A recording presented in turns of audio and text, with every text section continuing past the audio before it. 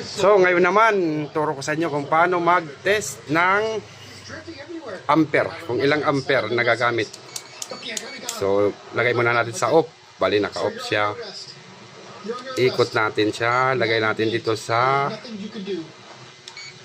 yan, ampere. Ang pag-testing niyan, isa-isa lang. Yan.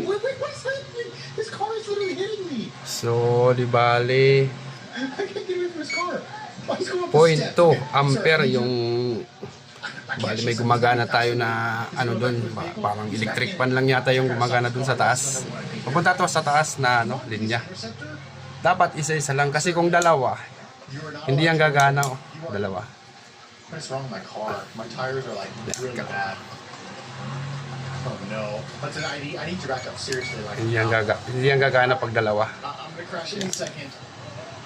Ayan no? Wala, no? Wala. Pag dalawa. Dapat isa lang. Mine's like so Tala dito. damaged. I don't actually know what I'm Ganyan. Isa lang. right. Ooh, I can't turn right. This is a problem. Oh, there we go. I can actually. Ayan. We're going, Pag guys. dalawa, This is ever. I cannot stop this. hindi yan gagana. I have the worst vehicle ever. His is actually really good. I needed to crash Okay. one more time.